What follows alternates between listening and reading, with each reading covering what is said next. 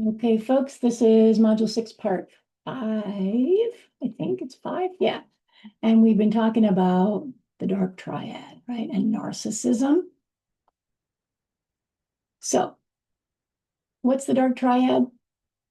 Narcissism plus psychopathy plus Machiavellianism. So let's just make sure we know what those words are. So, psychopathy is, somebody who does not care about the welfare of others. They have poor impulse control, certain amount of recklessness. We're going to talk more about psychopathy down the road for sure.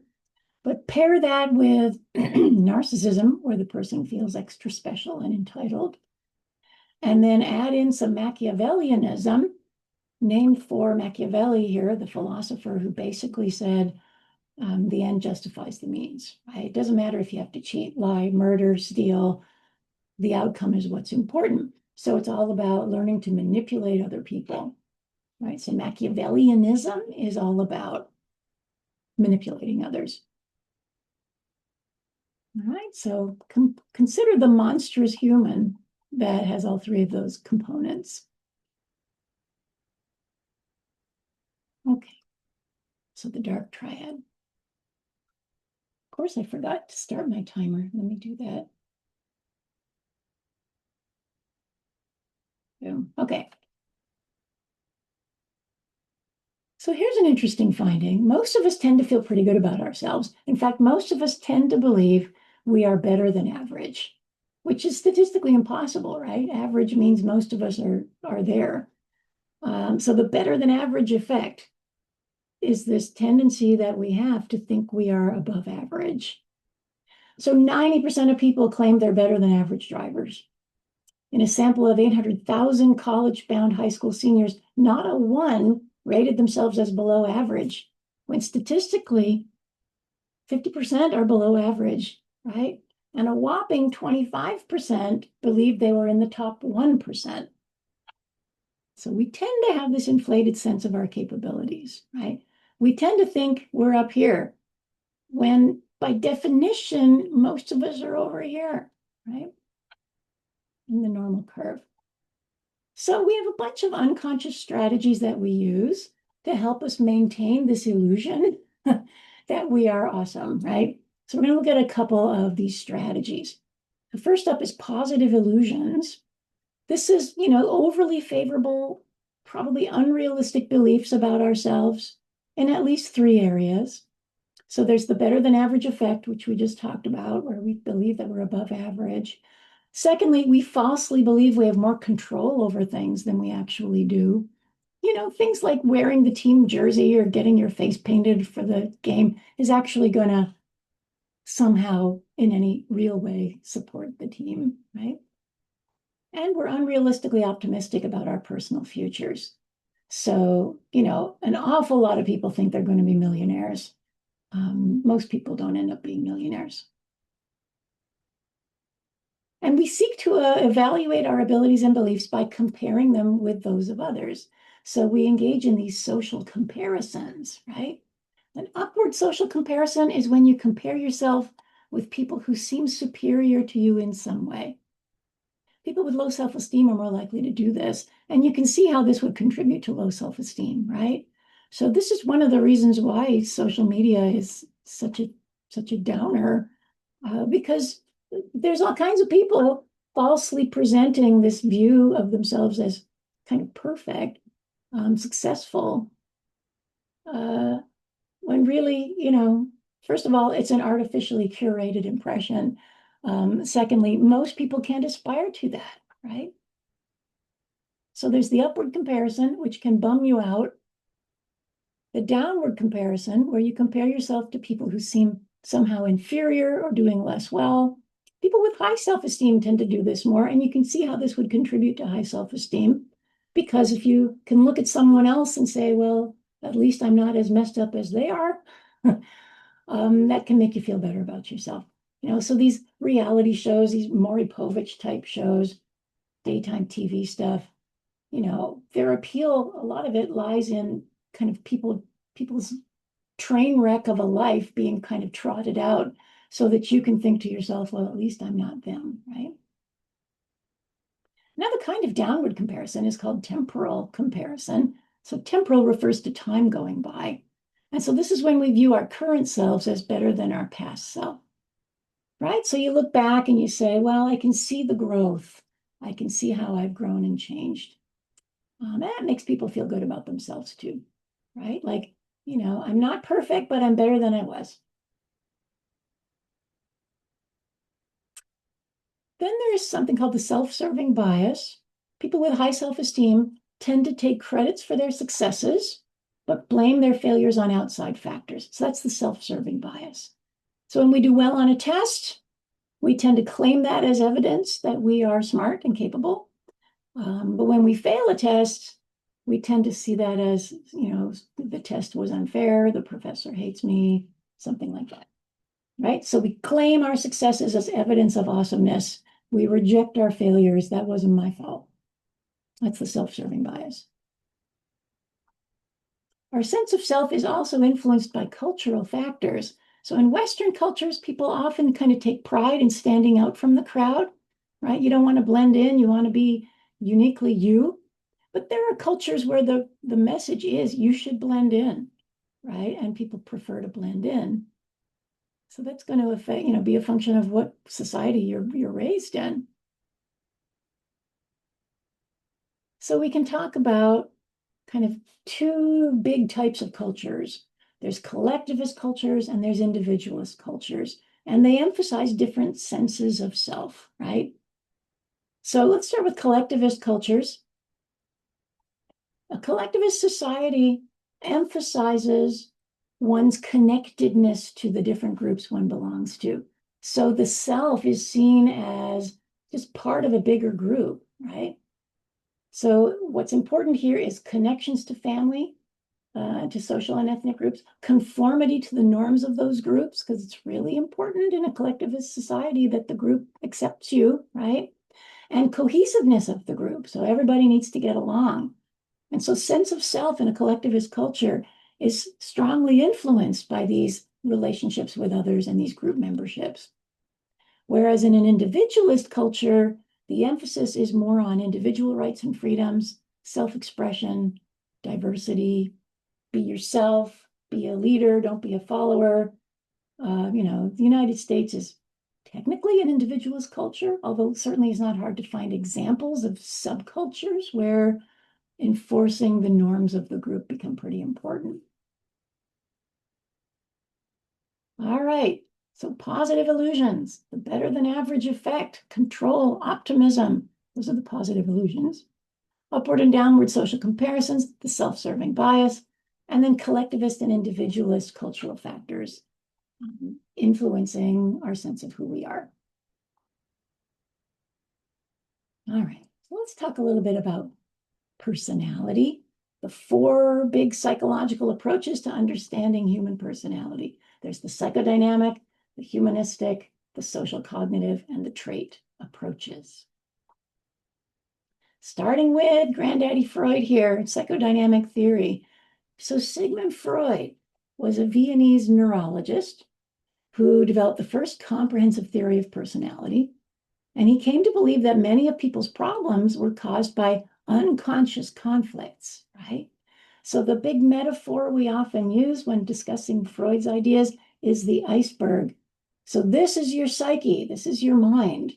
The little part that's above the water is what you think of as you, that's your conscious self. But there's this huge behemoth below the surface that is actually, motivating a lot of our choices. Okay. So the conscious level of mental activity is the thoughts you're aware of. And then under the water, the huge majority of it is unconscious, containing material that the mind can't consciously retrieve easily. So what's down here? Hidden memories, wishes, desires, motives that are often in conflict, which can produce anxiety. Conflicts are unconscious, but sometimes they leak into consciousness in the form of a so-called Freudian slip, where the person says something that they didn't intend to say, but it gives a hint as to what's going on in their unconscious mind, right? Like you might accidentally reveal a hidden motive when you meet an attractive person and say, I don't think we've been seduced. I mean introduced, right? That little slip up is telling. Freud believed there are no accidents. When you misspeak, it's your unconscious mind kind of seeking to express itself. Okay, so Freud thought that the psyche, that is the mind, consisted of three components. It's like there's three characters in there, right? There's the id, which is, that's German for it. So we're born little monsters, little its. And it operates on the pleasure principle, meaning that the id wants satisfaction of its desires. It doesn't matter if it's possible, legal, convenient. The id wants what it wants. That's like a baby just wanting what it wants, right? Satisfaction of its urges. Then there's the ego, which is the boss, at least theoretically the boss, operating on the reality principle, meaning that the ego knows that you can't just indulge your basic instincts, which are usually violence and aggression and sex, right? So the ego tries to find a way to give the monster, the id, what it wants and needs in a way that's going to minimize the chance of getting into trouble, things like that. So the little kid who wants to break stuff, the ego might be like, okay, let's find a way for us to break things where we're not going to get in trouble. Like, let's play Legos and break the Legos, right? Break the things we make. And then the third character is the superego. That's the conscience, right? That, which creates our sense of right and wrong. So it emerges by the time kids are about 3-ish. You know, the old trope where you've got the angel on one shoulder and the devil on the other shoulder, and they're both kind of trying to convince you to do this or that. You know, the id is the devil, the superego is the angel, although the superegos are not necessarily all good. And the ego is kind of you stuck in the middle. So conflict between these three can cause distress, cause anxiety, cause symptoms. Okay, so the ego is trying to deal with the superego, which is telling it, you need to be better, you need to do, you know, be nicer, you need to be smarter. And it's trying to deal with the id, which is saying we must destroy things, right? And so the ego has these strategies, these tools it can use to manage both of these characters. These are known as ego defense mechanisms, strategies the mind uses to protect itself. There's a bunch of them. I'm just going to mention one. Rationalizing. Rationalization is an ego defense mechanism where you've behaved badly and you find a way to justify the bad behavior so that you can still feel like you're a good person, right? So yeah, I cheated, but I only cheated on one of the questions and I knew the answer anyway, right? That's rationalizing bad behavior. All right, so we got Freud. We've got his idea of the conscious mind and the unconscious mind. We've got the Freudian slip. We've got the id, ego, and superego. We've got the defense mechanisms, which can help the ego manage the id and the superego. All right, moving on to the humanistic perspective. So the humanists, you know, up until the 1950s, personality theories were pretty bleak. We had Freud saying basically we're all monsters under the surface, right? We're all id. And we've got the behaviorists saying what you turn out as has very little to do with anything to do with you, right? It's all about the world shaping you into something.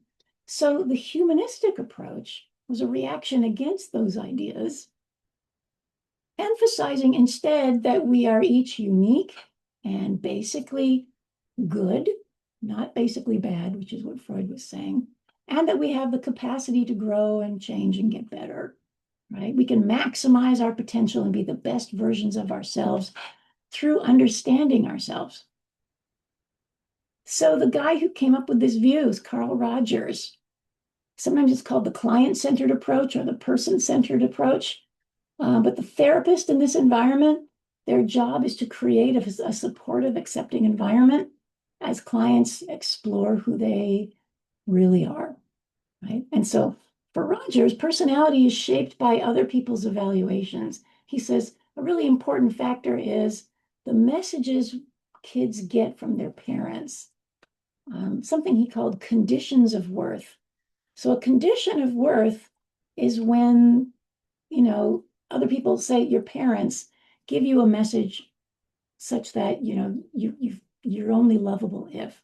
I'll only love you if you are these things or if you do these things. So that's conditions of worth, right? You're only worthy if you are these things. Okay. And so what happens with kids when they're brought up this way with these messages of conditions of worth is they try to fulfill the conditions, right? I'm going to try and be the things that my parents want me to be so that they will love me. And what that can end up doing is it can end up leading a person to make choices, not because they're the right choices for them, but because they're the choices that the parents would approve of, right? To fulfill those conditions of worth. So Rogers argued that parents should accept their kids no matter how the kids behave or, how close they come to meeting expectations. He called that unconditional positive regard. So instead of giving kids messages around, I'll only love you if, the message should be, I'll love you no matter what, right? I value you and love you. You are worthy, period. No conditions attached. Now, that doesn't mean that parents, can't disapprove of bad behavior. Parents do need to disapprove when kids do bad things, but they need to express their love at the same time. So it's about, kiddo, I really love you, but I don't like the thing you did. Let's try to make better choices next time, right? So the love is never in jeopardy. All right, so we got humanism with Rogers and the person-centered approach. The difference between being raised under conditions of worth, which can lead to mental illnesses like anxiety and depression, and unconditional positive regard, which is the message, I'm going to love you no matter what. Okay. Probably a good place to pause, and then we'll pick it up with the social cognitive approach in the next one.